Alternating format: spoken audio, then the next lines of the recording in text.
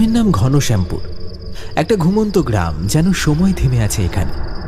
বাইরে থেকে দেখলে মনে হবে গাছগাছালি ঘেরা এক শান্ত গ্রাম, যেখানে দিনের শেষে মানুষ মাঠ থেকে ঘরে ফেরে, চায়ের দোকানে আড্ডা জমে, আর সন্ধ্যা নামলেই পুরো গ্রাম ঢেকে যায় নিস্তব্ধতায়।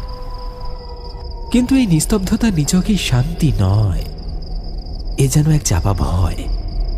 এই গ্রামের ভেতর লুকিয়ে আছে শতাব্দী পুরনো কিছু অপ্রকাশিত গোপন ইতিহাস, কিছু দুঃখ, কিছু অভিশাপ, আর কিছু আত্মা যারা এখনো নিস্তার পায়নি।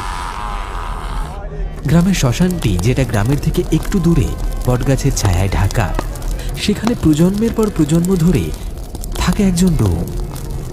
মানুষ মরলেই তাকে পোড়ানোর কাজ করতে হতো। সে কারো আপন ছিল না, কারো ঘরের লোক নয়, ছিল শুধু দায়িত্বে বাঁধা। মৃত্যুর পর মানুষকে মুক্তি দেয়াই তার কাজ। কিন্তু একদিন মৃত্যু এসে তাকে ছুঁয়ে যায়, আর ঠিক তখনই শুরু হয় এক অশুভ চক্র।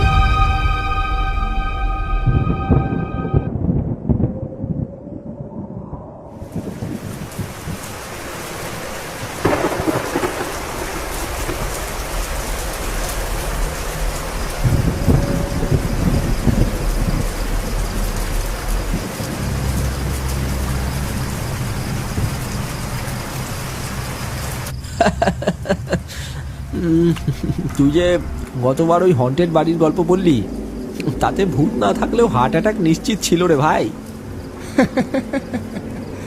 ভয়তে তো তোর চেহারাটা দেখার মতো ছিল, চোখ দুটো কেমন ছাগলের মতো বড় বড় হয়ে গেছিল।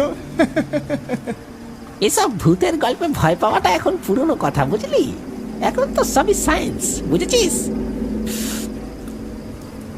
ভয় না পাওয়া লোক দেখানো বলি। ভূত একবার সামনাসামনি দাঁড়া, তখন বুঝবি কার কাঁপুনি ধরে।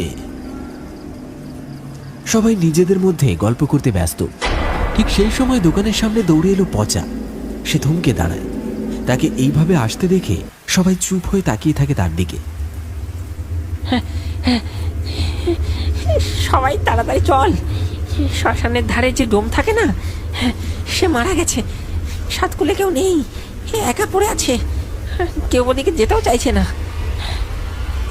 পচার মুখে কথাটা শুনে সবাই একে অপরের মুখ চাওয়াচাওয়ি করছে।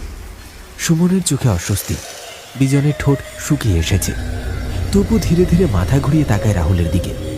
হাসির বদলে সবাই চুপচাপ।